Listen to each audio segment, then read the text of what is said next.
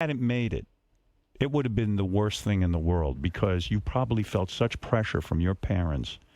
Not that they were doing it even. It's just an internal thing you were going through. See, that's the thing, though, is I had already felt like I had made it.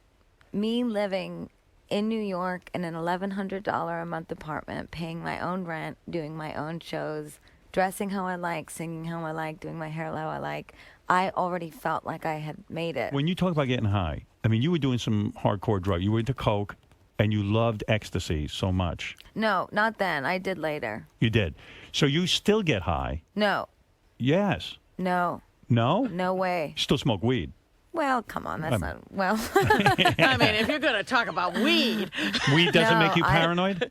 You know, I really don't do it very often, and you know, I'm really honest about it only because I like that you're honest about it. My past using any drugs or dressing any certain way was never a rebellion. It was never meant to be, you know, you. Mm-hmm. But don't you think you were unhappy doing? Like I had a tremendous period of time where I did a tremendous amount of drugs. Yeah. And I look back on it now, and now I don't do anything. But I sensed that I was lost. I was unhappy. I was so unhappy. Right. Yeah. And what was the source of your unhappiness, do you think? I think that I was lonely, and there was something about the drug that made me feel like I had a friend. But it's also a fitting in thing. A lot of times, that's true. You get to fit in because but see, you're I with didn't that do it with group. other people. You didn't. No, I did it alone. Oh. Wow. Yeah, I did it all alone in my apartment, and I wrote music. And you know what? I regret every line I ever did. So to any of the little sweethearts that are listening, don't touch it. It's the devil. But you experimented with women, didn't you? Yes. You did.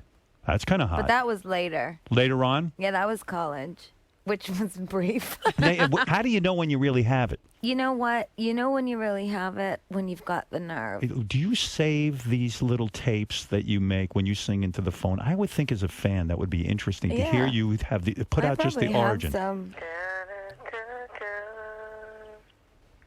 That could be a hit. I'm going to steal that. But Gaga, those little monsters are out of control. I'm telling you. You should read what they wrote. Not, you know what? Listen. One of them called me a I'm sorry, I don't mean to laugh. Do you hear that, little monsters? No, listen, don't get crazy. I love my fans. Are you wearing a jock strap? No, I'm wearing boxers. Here, I will show you my tits if you take your pants off and show the whole world. Oh, no. You know, I got a lot of young fans, so I love you and I respect your show, and I know you want to talk about sex and cocaine and all that, but the truth is, I don't want anyone doing drugs, A. I agree, and B, yeah.